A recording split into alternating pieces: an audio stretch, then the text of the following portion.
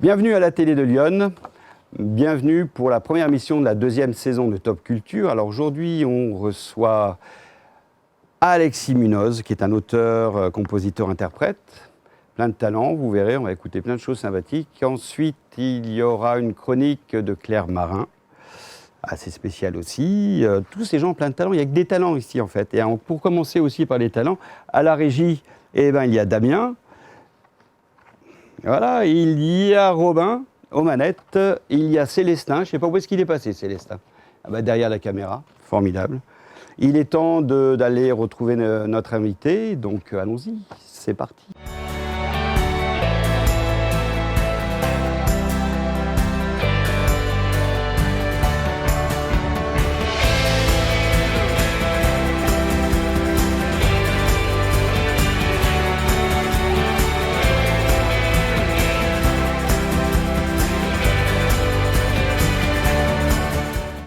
Alexis Munoz, bonjour. Ça fait plaisir de vous recevoir.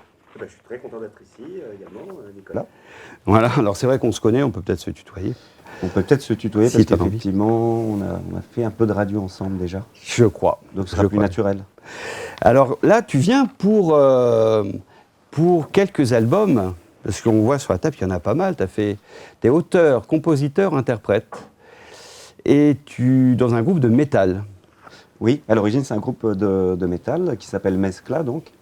Et nous avons fait pas mal de concerts et effectivement enregistré 5 albums depuis 2008.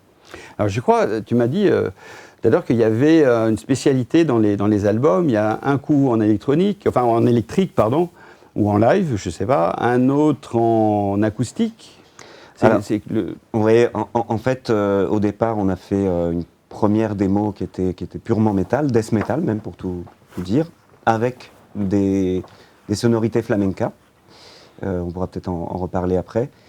Ensuite, on a fait un vrai album métal et puis on a alterné avec un album acoustique, un autre album métal et un autre album acoustique, qui est le dernier en date. Et alors, c'est toi qui écris les musiques, les paroles? Alors, j'interprète aussi. J'écris effectivement tous les textes. Les musiques sur les premiers disques, c'est moi qui composais tout, mais depuis ça a un petit peu changé. Mes collègues aussi ont un peu mis la main à la pâte et ils composent aussi des choses. Tes collègues d'ailleurs, si on peut les citer, si tu as envie. Alors, le premier dont je vais parler, c'est Geoffroy Garot, qui donne des cours d'ailleurs au conservatoire d'Auxerre, en musique actuelle. C'est la première personne que j'ai rencontrée et avec laquelle j'ai monté ce groupe. Ensuite, il y a Thibaut Fernel, qui est également prof de batterie, à Dijon notamment, et percussionniste. Et puis, le troisième, c'est Valentin Marichal, qui est bassiste. Et qui donne des cours, lui, il est prof aussi, non? Ça lui arrive de donner des cours, ouais, ça lui arrive. Que des profs. Et toi aussi, tu donnes des cours? Non, pas vraiment. Non, tu n'as pas le temps. De temps en temps, s'il y a des amis, ou voilà. Mais ce n'est pas mon métier. Tu composes, tu écris des paroles. Et alors, tu écris des paroles en espagnol, beaucoup, en tout cas. Pourquoi? Oui. Alors, en fait, quand j'étais tout petit, j'entendais des sons comme ça.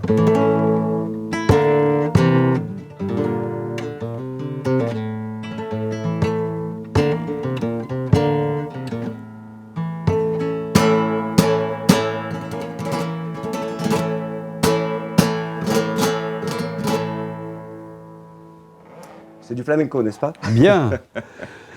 Et ma mère donc est espagnole, d'origine espagnole. Elle est née en Espagne en 1948.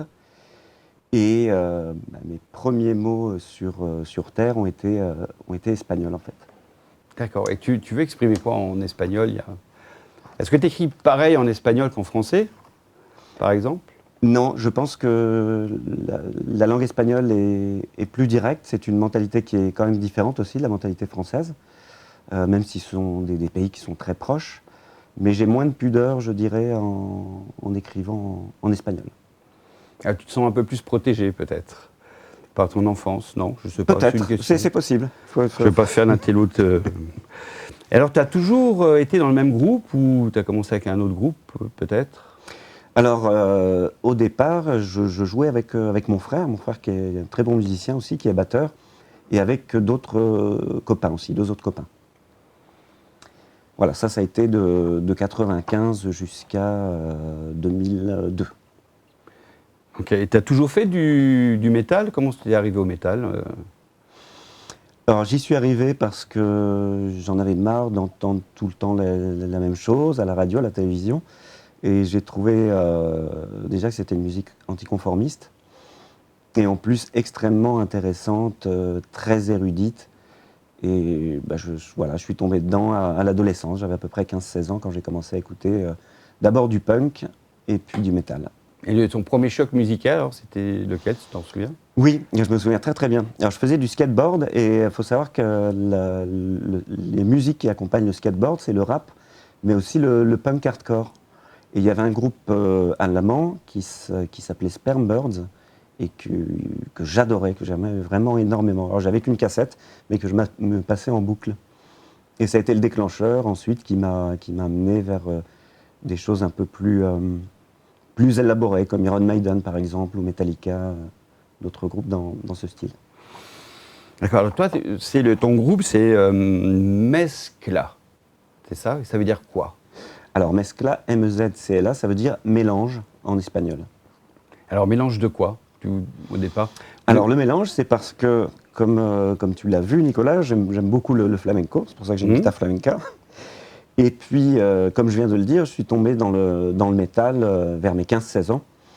Et donc j'ai eu envie de réunir ces 2 passions, le flamenco et le métal. Et donc Mezcla, mélange, voilà pourquoi le mélange. Alors souvent un métal précieux pour toi, évidemment. C'est un métal très précieux. Ça vaut encore plus que de l'or. Ah voilà, bah, sûrement. Et comment il s'est formé le groupe d'ailleurs? Parce que est-ce qu'on forme un groupe de métal est-ce que le hasard s'en mêle? Est-ce qu'on va chercher les gens? Parce que c'est quand même pas tout le monde qui fait du métal. Alors effectivement, tu ne crois pas si bien dire, ça a été assez compliqué de monter ce groupe. À l'origine, comme je l'ai dit tout à l'heure, je l'ai monté avec Geoffroy Garot. On s'est rencontrés à la fin de l'année 2002. Et avant qu'on trouve des musiciens passionnés, suffisamment techniques aussi, parce que c'est pas évident de jouer du métal, c'est une musique très érudite, qui demande quand même des compétences. Ça a mis 5 ou 6 ans, et c'est pour ça que c'est seulement en 2008 qu'on a commencé à sortir des disques et vraiment faire des concerts. Des disques, donc il faut une platine pour t'écouter, ou tu fais quand même des CD? D'ailleurs les CD on les a sur la table, il y a 5 albums, mais tu vends aussi des disques? Alors, quand je dis disque, pour moi c'est générique en fait, c'est plutôt des CD, hein, des disques compacts en fait. Mais il n'y a pas le projet parce que maintenant il y a beaucoup de disques, beaucoup d'artistes qui vendent des CD hein, et aussi des disques, parce qu'il y a de plus en plus d'amateurs de platine. Alors on a effectivement le projet de sortir notre premier album en vinyle. On devrait le sortir en vinyle. En vinyle, voilà, disque, j'avais oublié. Très bien. Donc, tu écris aussi en français. Il y a un morceau qui sort du 3e album. D'ailleurs, tu as fait un clip, tu nous as envoyé un clip. Peut-être on pourrait écouter le clip. Et on va parler du thème après. De Criaturas B. Criaturas indeseables. Voilà, j'ai bien fait de le dire. Merci.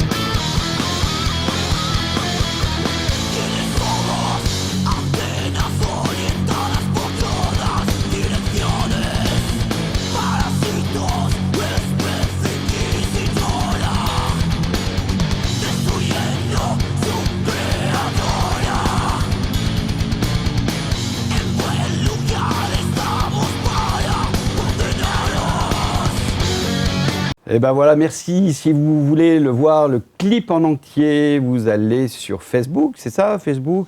Facebook ou mescla.fr. Voilà. mezcla.fr. Alors, on n'a pas tout compris. Moi, en tout cas, j'ai pas tout compris. Quel est le thème de... Est-ce que tu fais les arrangements aussi, ou vous faites les arrangements, c'est le groupe ou... Non, les arrangements, c'est le groupe. On met tout. Moi, quand je compose des riffs de guitare, hein, des rythmiques, des mélodies, j'essaie de proposer un travail le plus complet possible, mais sachant que je ne suis quand même pas batteur, ni bassiste. Donc, tu fais pas tout. Voilà, je propose le travail qui est plus ou moins abouti, et puis ensuite, les arrangements, on les fait en groupe.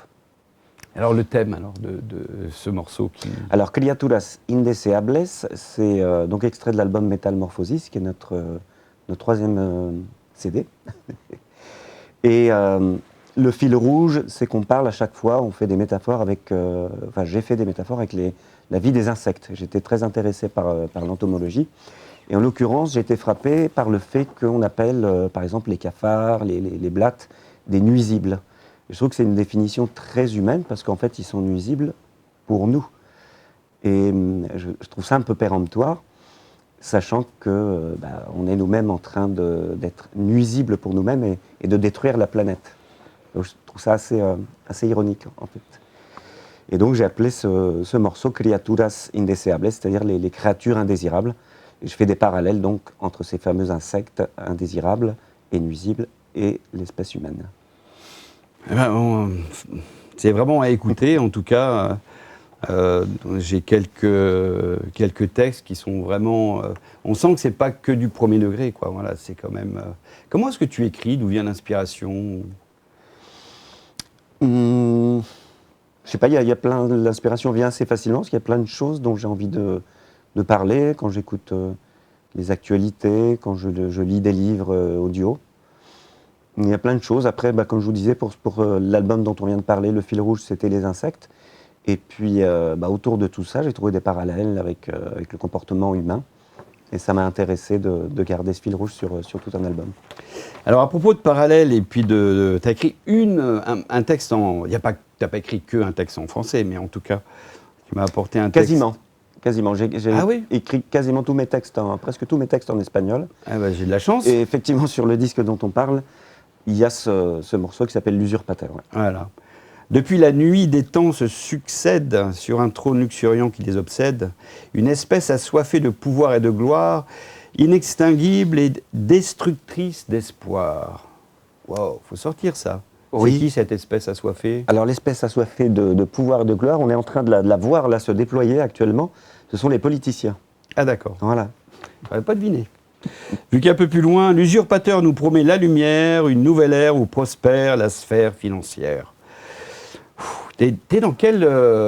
c'est pas très positif tout ça, en tout cas c'est réaliste, sûrement. Oui, je pense, j'ai l'impression quand même que c'est réaliste. Et est-ce que tu es positif pour l'avenir? Alors pas positif, est-ce que tu es... L'avenir, comment tu vois l'avenir? Dans ce qui concerne l'environnement, je le vois pas très très bien, l'avenir. Il y a une prise de conscience du peuple, de la population, mais pas des politiciens, ou en tout cas je pense que ça n'est pas leur priorité. Donc là-dessus je suis assez pessimiste. Est-ce que dans tous tes albums, toutes tes chansons, il y a des messages comme ça, subliminaux ou... Il y a souvent des métaphores, oui.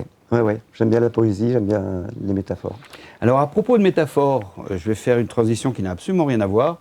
On a une chroniqueuse qui s'appelle Claire Marin, qui va venir te faire une interprétation personnelle, assez originale, de ton prénom.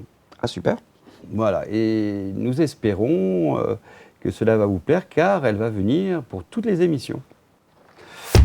Claire Marin. En tout cas, j'espère que ça va être clair.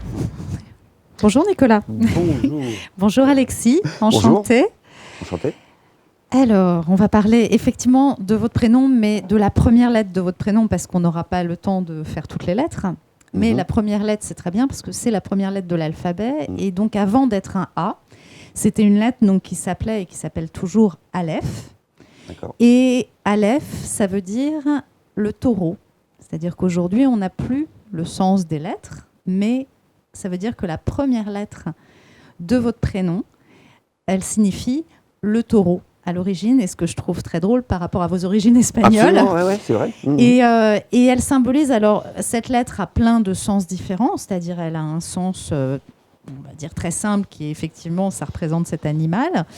Et puis, elle a aussi un sens plus spirituel, on va dire, et elle représente quelque part un peu le premier désir, l'énergie et l'envie de faire des choses. C'est-à-dire que sans désir, et c'est pour ça qu'elle initie les choses dans notre alphabet, sans désir, il ne se passe rien. Donc, et quand je regarde votre univers, je pense que ça a pas mal de sens, cette lettre, à l'intérieur de votre nom, et surtout au début. Donc, c'est bien pour démarrer, d'avoir démarré avec Aleph quand même.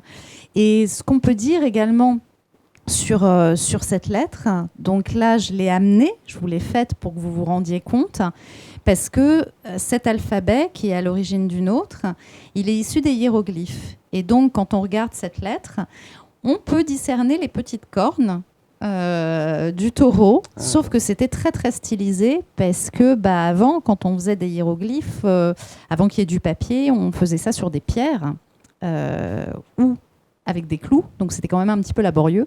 Donc on a simplifié au maximum. Puis après, ces pierres, elles voyageaient, et donc elles arrivaient un peu dans n'importe quel sens. Et c'est comme ça que les langues se sont déployées. Mais il y a une source quand même commune, qui sont ces hiéroglyphes, et puis ces lettres. Et le Aleph, donc c'est celle qui démarre, et c'est aussi, elle représente le tout, et ce qui ne se nomme pas, ce qu'on ne peut pas vraiment nommer. Et ce qui englobe absolument tout. Et donc le nom de votre groupe, c'est intéressant aussi, parce que ça parle de mélange. Et donc à l'intérieur de cette lettre, quand on la calligraphie même, quelque part, il y a tous les traits à l'intérieur. C'est-à-dire, il y a toutes les courbes, tous les traits de toutes les autres lettres. Et c'est presque, je dirais, la plus difficile à calligraphier. D'ailleurs, je n'en suis pas entièrement satisfaite là, de celle-là. Mais parce qu'elle est très dure à équilibrer, puisqu'elle a absolument tout à l'intérieur d'elle. C'est un grand, grand réservoir d'énergie. Merci Claire. Nous, on est vraiment satisfaits. Alors si c'est un taureau, pourquoi est-ce que ça n'est pas en rouge ? Ah, j'ai pris le bleu parce que je trouvais que pour la télé, ça passait bien. Et puis peut-être parce que j'ai un pull bleu, alors du coup j'ai pris du bleu. Comme les gens qui habillent leurs enfants sans faire exprès avec la même couleur qu'ils ont eux sur eux, peut-être que j'ai fait la même chose. En fait, j'ai fait une association avec mon pull. Je vais dire, je vais la prendre bleue. Intuition. C'est très bien, très très bien. L'intuition du bleu est bonne. Peut-être pour tempérer le taureau aussi. Hein. Très bien. Oui, parce que le rouge, ça peut l'agiter un peu. Ça peut l'agiter un peu. Il y avait beaucoup de rouge là. J'ai dit, non, finalement, le bleu, c'est peut-être pour équilibrer. Mais là, il est calme, Alexis. Hein. C'est sur scène, le métal. Moi, je pense que c'est le bleu du Aleph. Ça calme beaucoup. Hein. Là, d'ailleurs, on est tous très calmes. Hein. Et pour une première, bravo. Merci Claire. Merci de m'accueillir. Génial. Et puis, on vous accueillera chaque émission. Avec joie. Et donc, le Aleph est pour vous. Merci beaucoup. Merci à vous. Merci Claire, à très bientôt. À très bientôt. Je vais faire une autre transition, toute simple, puisque on parlait de toi. Moi, je serais intéressé pour connaître un peu ton parcours, si tu veux bien. Alors, mon parcours, j'ai fait des études jusqu'à l'âge de 19 ans. À 19 ans, j'ai décroché un bac professionnel de vente représentation à Dijon. Voilà, et puis j'étais donc destiné à faire un peu ce boulot-là de commercial. Et puis le destin a fait que j'ai malheureusement eu un grave accident de la circulation, quelques mois seulement après avoir décroché ce bac. Et à cause de cet accident, j'ai perdu la vue. Voilà, j'ai eu un traumatisme crânien qui m'a fait perdre la vue. Et il a fallu que je planifie, que je revoie ma vie de façon complètement différente, que je me reconstruise. C'est ce que j'ai fait en allant dans un centre de rééducation à Marly-le-Roi, un peu plus d'un an après mon accident. Et puis ensuite, j'ai décidé de me consacrer vraiment beaucoup plus à la musique qu'auparavant, puisque j'avais déjà commencé un petit peu la guitare avant cet accident. à l'âge de 15-16 ans, quand j'ai découvert mes groupes préférés dont je parlais tout à l'heure.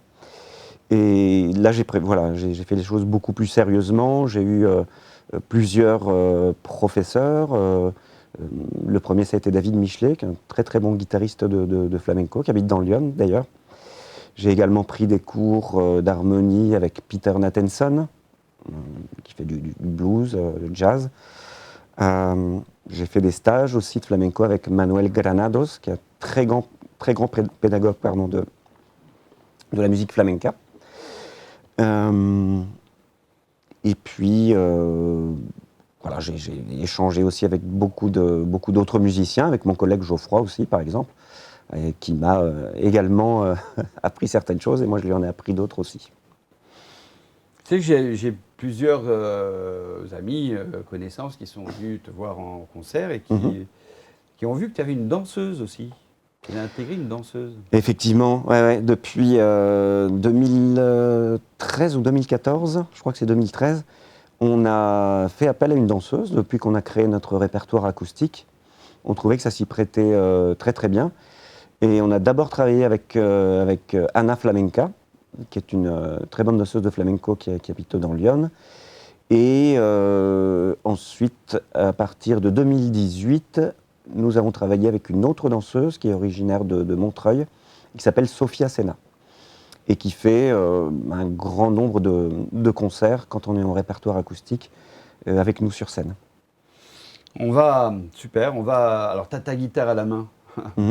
Soit tu t'en sers de batterie, mais tu n'es pas batteur, tu nous as dit. Alors, peut-être qu'un petit morceau nous ferait plaisir. Oui, on va faire ça.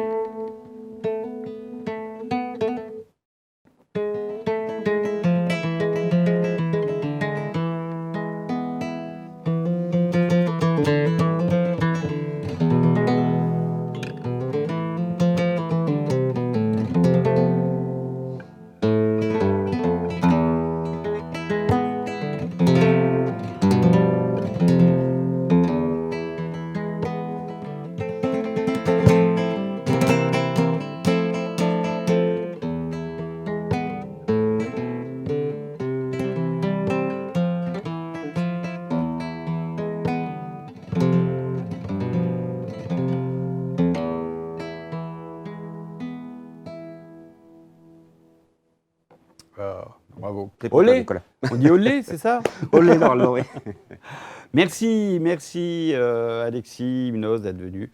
Ça nous a fait vraiment très plaisir. Ton actualité, alors on va te voir où? Tu fais quoi en ce moment? Alors en ce moment, on est en train de travailler sur un nouveau spectacle, puisqu'on a enregistré un 5e album l'été dernier, en 2021 donc.